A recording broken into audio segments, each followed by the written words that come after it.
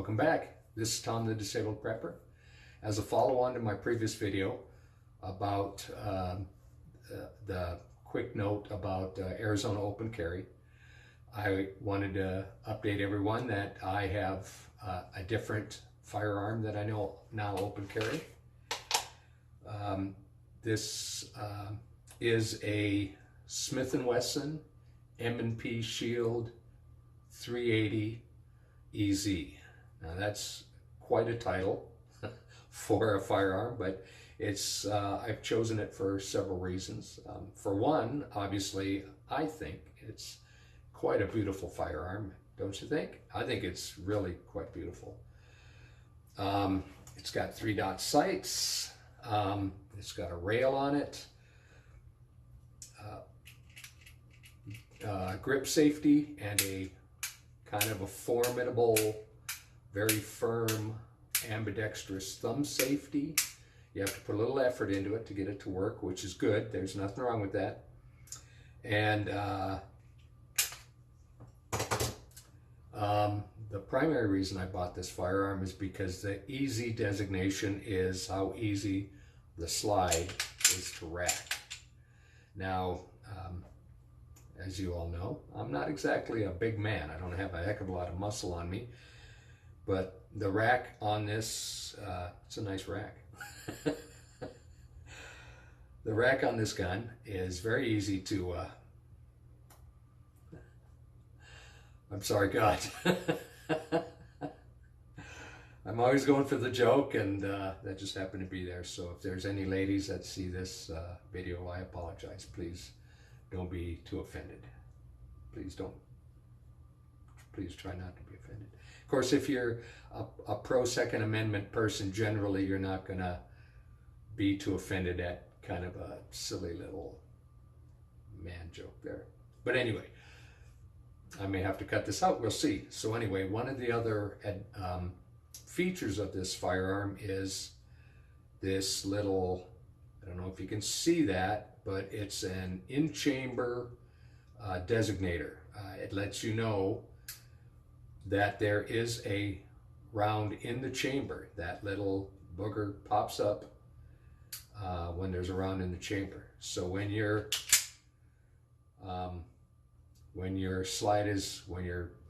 action is closed, if you're in battle ready position, why they call it in ready position, in battery, that's what it's called. Forgive me. So when you're in battery, that little thing sticks up, and when you, of course, sight down, you're going to see that, and you're going to know you have a round in the chamber. So between the easy to rack slide and the in-chamber indicator, I think those are two really, really very slick options on this gun that are just really very nice. It's 8+1, 8 rounds in the magazine, 1 in the chamber. I'm currently using Hornady's critical defense rounds, which from some of the reviews I found on the internet is quite good for a 380.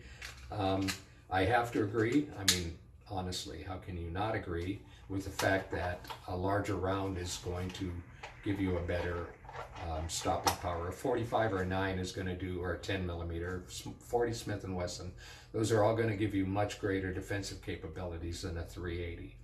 However, as we all know, it's better to have a gun that you can use and are familiar with and can carry rather than something that is more than you can deal with. Now, I like a 45. I used to carry one. I carry full frame guns, and that's what this is. This is a full frame 380. So what you get from a full frame gun, of course, is much greater control of the firearm, greater target reacquisition from your felt recoil and things like that. So anyway, if I could, I would carry a 45, but a full frame 45 is a large, heavy gun, and I'm not a large, heavy man. So that's why I carried the 32. That's why I carry this 380.